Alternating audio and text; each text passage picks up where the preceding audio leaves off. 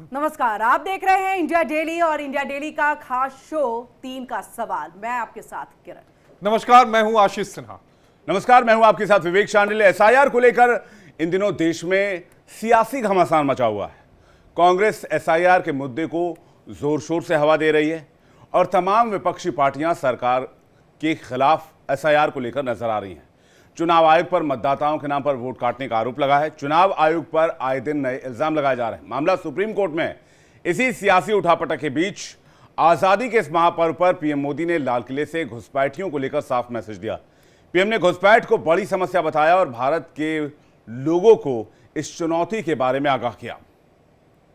और वहीं देखिए कि प्रधानमंत्री नरेंद्र मोदी ने कहा कि देश में सोची समझी साजिश के तहत संकट के बीज बोए जा रहे हैं। देश की डेमोग्राफी को बदलने की कोशिश हो रही है। घुसपैठी आदिवासियों के घरों में घुस करके उनकी जमीन पर कब्जा कर रहे हैं, जो देश सहन नहीं करेगा। लाल किले से प्रधानमंत्री मोदी ने हाई पावर डेमोग्राफी मिशन का ऐलान किया और साथ ही ये भी कहा कि जब बॉर्डर वाले इलाकों में डेमोग्राफी में बदलाव होता है तब देश की सुरक्षा पर संकट होता है और इस मिशन के तहत भारत संकट से निपटने के लिए आगे बढ़ेगा।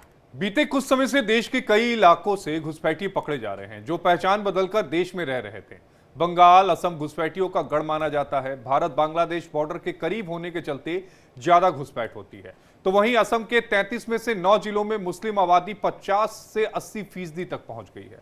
तो वहीं बिहार के सीमांचल इलाकों में एसआईआर प्रक्रिया के दौरान रिलीजियस डेमोग्राफिक बदलाव देखा गया। ऐसे में सवाल है कि क्या भारत में सच में अगर समय रहते घुसपैठियों को नहीं रोका गया तो बड़ा संकट खड़ा हो जाएगा। सवाल सियासी भी उठता है। क्या राहुल गांधी और विपक्ष की टेंशन अब बढ़ने वाली है? डेमोग्राफी मिशन के तहत अब क्या और घुसपैठियों पर शिकंजा कसा जाएगा? मैं आज देश के सामने एक चिंता, एक चुनौती के संबंध में आगाह करना चाहता हूं। षड्यंत्र के तहत, सोची समझी साजिश के तहत देश की डेमोग्राफी को बदला जा रहा है। एक नए संकट के बीज बोए जा रहे हैं और ये घुसपैठिए मेरे देश के नौजवानों की रोजी रोटी छीन रहे हैं। एक घुसपैठिए मेरे देश की बहन बेटियों को निशाना बना रहे हैं। ये बर्दाश्त नहीं होगा। ये घुसपैठिए भोले भाले आदिवासियों को भ्रमित करके उनकी जमीनों पर कब्जा कर रहे हैं। ये देश सहन नहीं करेगा। और इसलिए मेरे प्यारे देशवासियों, जब डेमोग्राफी परिवर्तन होता है, सीमावर्ती क्षेत्रों में डेमोग्राफी में परिवर्तन होता है, तब राष्ट्रीय सुरक्षा के लिए संकट पैदा होता है। देश की एकता, अखंडता और प्रगति के लिए ये संकट पैदा, सामाजिक तनाव के बीज बो देता है।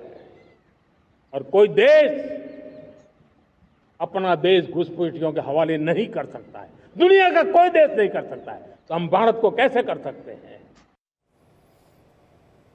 और 3 के सवाल में पहला सवाल है कि क्या घुसपैठिए भारत में गंभीर समस्या बन गए हैं? और वहीं देखिए दूसरा सवाल है, पीएम के डेमोग्राफी मिशन से विपक्ष का बढ़ेगा एसआईआर दर्द। और तीसरा बड़ा सवाल, अवैध घुसपैठियों पर एक्शन से आखिर इस देश में किसको परेशानी होनी चाहिए? हमारे साथ इस वक्त बातचीत करने के लिए मेजर जनरल अभय कार्की, डिफेंस एक्सपर्ट हमारे साथ जुड़ रहे हैं। संजीव कौशिक, राजनीतिक विश्लेषक हमारे साथ जुड़ रहे हैं। भूपेंद्र यादव, प्रवक्ता बीजेपी हमारे साथ जुड़ रहे हैं। सबसे पहले मेजर जनरल अभय कार्की सर आपके पास आना चाहेंगे और ये समझना चाहेंगे कि प्रधानमंत्री किस संभावित खतरे की ओर इशारा कर रहे हैं। जरा अगर आप इसे एक जवान के नजरिए से देखें, एक डिफेंस एक्सपर्ट के नजरिए से देखें, तो क्या लगता है आपको? नमस्कार, जय हिंद। आप सबको आज स्वतंत्रता दिवस पे हमारी शुभकामनाएं, आपके दर्शकों को भी। ये जो आज प्रधानमंत्री ने लाल किले की प्राचीर से ये घोषणा की है और इस प्रॉब्लम की तरफ संकेत किया है, इसका आप अंदाज़ लगा सकते हैं कि ये किस पैमाने पर ये संकट जो है अभी हमारे ऊपर आ गया है कि इंडिपेंडेंस डे की स्पीच में इसको हिस्सा दिया गया। मतलब ये बहुत प्राथमिकता और फोकस का एरिया रहा है उनके लिए। अब आते हैं ज़मीन पे। एज अ सोल्जर ये हमने काफ़ी पहले से देखते आ रहे हैं कि चाहे बंगाल हो, असम हो, नेपाल का बॉर्डर हो या इधर पे हमारा पाकिस्तानी बॉर्डर हो, कहीं से लोग आते हैं और बॉर्डर के पास ज़मीन खरीदते हैं। और ये काफ़ी सालों से ये सिलसिला चलता था कि ये कौन है, कहाँ से आते हैं, एकदम से ज़मीन खरीद के वहाँ पे झोपड़ी बना लेते हैं। आपके जम्मू के संजुवान कैंट जो है उसके अगल बगल पूरी की पूरी डेमोग्राफी बदली हो गई है। और जैसे बॉर्डर के आप जितने फेंसिंग के नज़दीक जाएंगे, जो ये आजकल टनल वगैरह आ रही हैं, ये तो बहुत आसान हो जाता है। अगर आपके 100 लोगों ने वहाँ पे ज़मीनें खरीदी, उनकी झोपड़ी के अंदर से आप टनल आर पार कर दीजिए बॉर्डर के। वैसे ही नेपाल का बॉर्डर हमारा पोरस है और उस पर जो डेमोग्राफिक चेंज आया, जैसे बिहार के SIR में भी आया है, यूपी में भी है, वो जो पूरी बेल्ट है पूर्वांचल वगैरह की, उधर पे इतने आपको गांव के गांव जो पहले बराबरी की डेमोग्राफी रखते थे, अब उसमें आपको सिर्फ मस्जिद दिखते हैं। और कई जगह तो ये भी था कि सरकारी स्कूलों में शुक्रवार को छुट्टियां होने लग गई थी।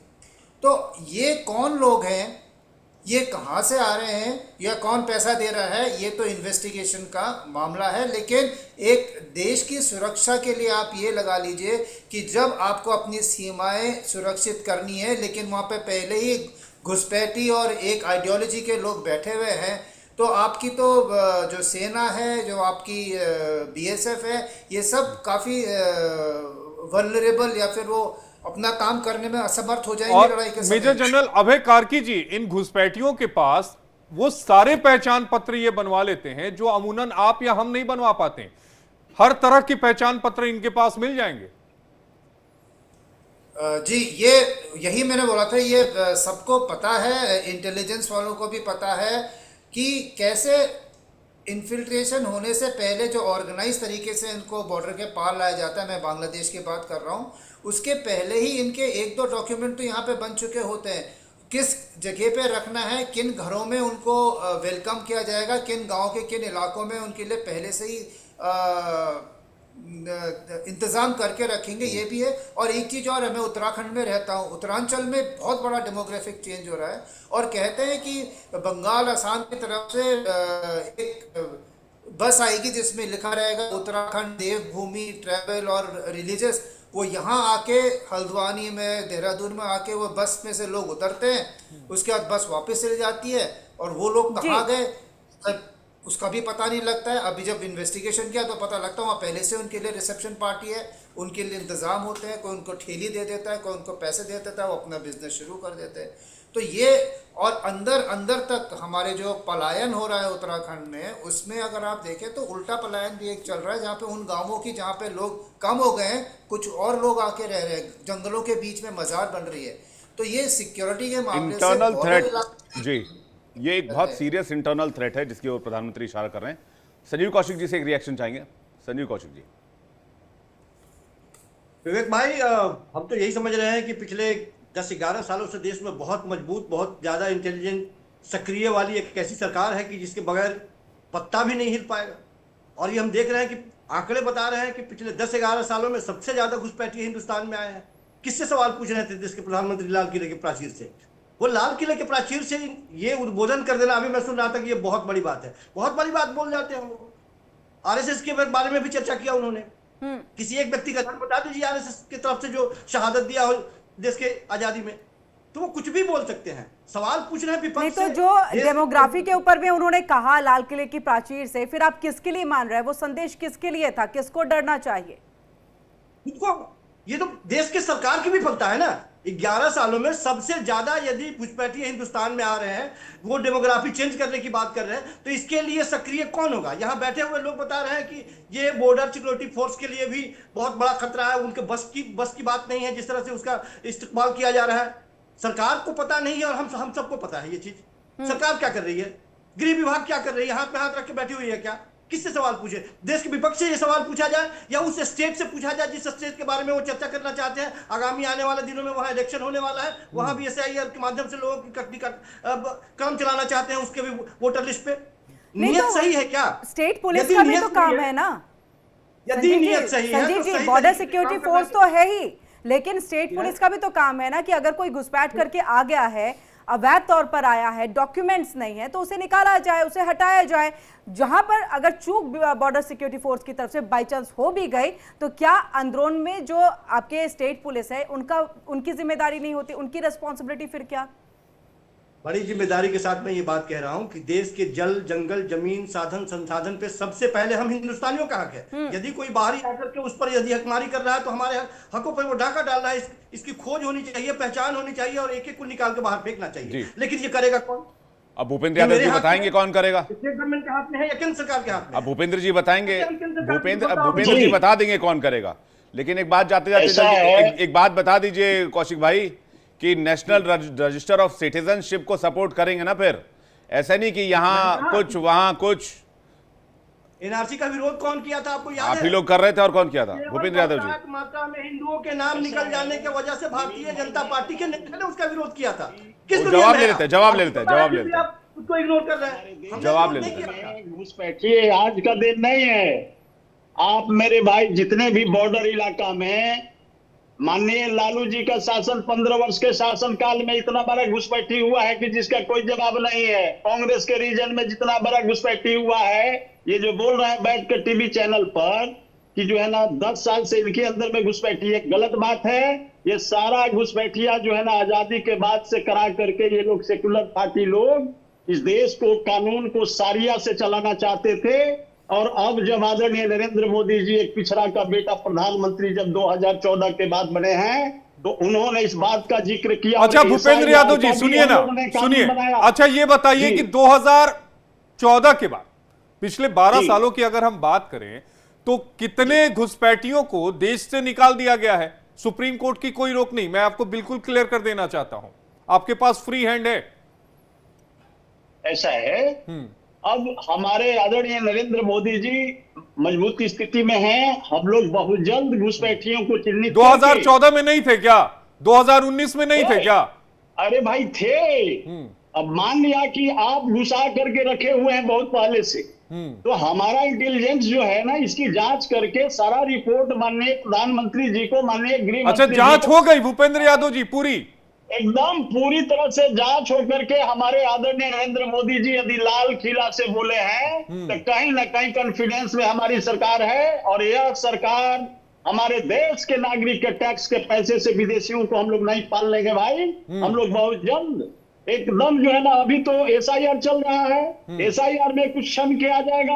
एसआईआर में क्या चल रहा है? कल सुप्रीम कोर्ट ने कह दिया ना कि आधार कार्ड वैलिड होगा जिन लोगों के नाम कटे गए, बोल दिया ना कल कोर्ट ने। मैं माननीय कोर्ट को जो है ना तहे दिल से शुक्रिया अदा करता हूं कि माननीय कोर्ट ने इस तरह का डिसीजन दिया। अभी तक तो आप लोग विरोध कर रहे थे कि आधार कार्ड नहीं होना चाहिए, कल कोर्ट ने कह दिया तो आप उसके फेवर में आ गए।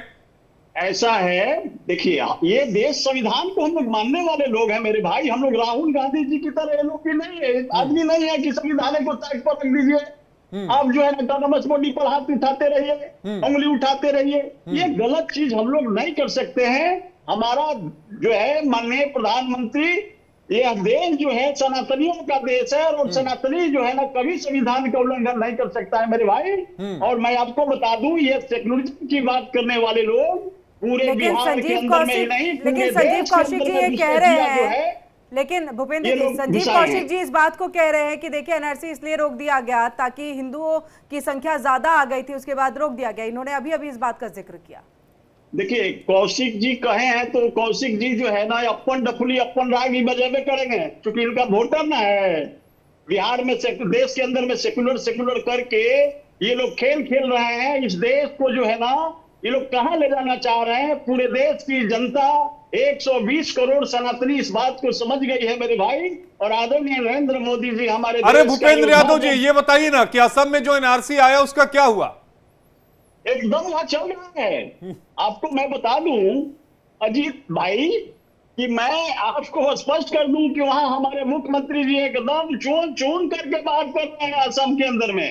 अब घबराइए मत, बहुत जल्द पूरे देश में एसआईआर एकदम जो है ना पहले होगा। उसके बाद सबसे पहले एसआईआर जब हो जाएगी तो हमारे देश मतलब आप मानते हैं कि एसआईआर आप लोग करा रहे हैं, चुनाव आयोग नहीं करा रहा? नहीं नहीं, चुनाव करा रही है। अच्छा। इसमें हम लोग क्यों कराएंगे? नहीं, आप ऐसे बोल रहे थे, मुझे लगा, इसलिए मैंने पूछ लिया। नहीं नहीं नहीं नहीं, माननीय चुनाव आयोग करा रहे हैं, उनको लगा कि भाई SIR, देखिए छनना जरूरी है इस देश में। जब तक छनना नहीं लगेगा तो कैसे छन करके आएगा कि कौन हमारे देश के हैं, कौन हमारे ठीक है, नागरिक संजीव है, कौशिक हमारा जी से एक नागरिक रिएक्शन ले नहीं। लेते हैं। संजीव जी प्लीज। जी देखिए आशीष भाई, भूपेंद्र भाई को जितना कहा गया है, जितनी समझ है उसके हिसाब से वो बात कर रहे हैं। उनको पता नहीं है कि एनआरसी पर किसने स्टेटमेंट क्या दिया था। कल कोर्ट ने जो फैसला दिया, वो फैसला नहीं, अंतरिम उसको कहेंगे, वो बहुत आंशिक रूप से सफलता हुई है। लेकिन जिस तरह से सरकार को फटकार मिली है, इलेक्शन कमीशन को जिस तरह से फटकार मिली है, और जो शर्तें लागू की गई है भारतीय जनता पार्टी के द्वारा, जो सरकार है और उनके द्वारा संचालित जो इलेक्शन कमीशन है, 13 डिबिया तेल जल जाएगा भोजपुरी भाषा में यदि हम बताएं तो। पलट लगाइए और डालिए ब्लॉक में और जिला मुख्यालय में सारे लोगों का नाम, 65 लाख लोगों का नाम आपको डालना है जो मरे हैं वो, और जो जिंदा जिन लोगों का कटा है। कारण भी बताना है, कारण भी बताना है संजीव कौशिक जी। सारी कवायद इनकी 420 छूट जाने वाली है इस बार, और देश की जनता सड़कों पे होगी। सारी देश की जनता सड़कों पे, एक का भी नाम छूट गया तो। देखिए मूल बात क्या है कि ये लोग इतने सेंसिटिव मुद्दों को इतने आसान तरीके से राजनीति में उलझा देते हैं कि देश की जनता भौंचक रह जाती है। ये छोटी मोटी बात नहीं है घुसपैठियों का मामला। घुसपैठियों का मामला सच में अरे देश के लिए संजीव बहुत कौशिक जी, एक संजीदा डेटा आया था, डेटा ये बताता है कि बिहार के 38 जिलों में से 37 जिलों में जो आधार कार्ड हैं वो जनसंख्या से ज्यादा हैं। इवन पटना में अगर 100 लोगों की बात की जाए तो 110 लोगों के आधार कार्ड बने हुए। मैं सीमांचल की बात नहीं कर रहा हूं, मैं पटना की बात कर रहा हूं। आशीष भाई, मुझे कोई एतराज नहीं है कि चुन चुन के उनको बाहर निकालना जाना चाहिए, उनकी पहचान होनी चाहिए। लेकिन किस वक्त? इलेक्शन के वक्त, बिहार सरकार के इलेक्शन के वक्त, लोकसभा के चुनाव के वक्त आपको याद नहीं आया? 1 साल पहले आपको याद नहीं आया? आप चाहते हैं कि 3 महीने 2 महीने के अंदर कवायद करके सारे लोगों की छटनी कर दी जाए। नियत सही होनी चाहिए, नियत सही नहीं है। और साथ साथ जिन लोगों का भी नाम इसमें से कटेगा उनके नागरिकता पर भी प्रश्न खड़ा होगा। इतनी आसानी से आप काट देंगे? तो ये जो करने की प्रक्रिया थी, जब घुसपैठियों को कौशिक जी बाहर किया जाएगा तो आप ही लोग रोने लगेंगे। जब घुसपैठियों पर एक्शन होगा तो आप ही लोगों को दिक्कत हो जाएगी। सीए एनआरसी प्रोटेस्ट भूल गए आप? पूरे देश में हंगामा खड़ा कर दिया था, गली गली चौराहे चौराहे पर धरना, शाहीन बाग का धरना कौन भूल सकता है? सीए से न इस देश का लेना एक न देना दो, और 1947 से लेकर 2014 तक की अकाउंटेबिलिटी कौन लेगा? जो ये बांग्लादेशी घुसपैठियों को बाहर ये 2014 के बाद घुसे हैं क्या विवेक? उसके 50 साल से घुसे बैठे हैं। आप लोग ने मजाक बना के रखा है इस देश का।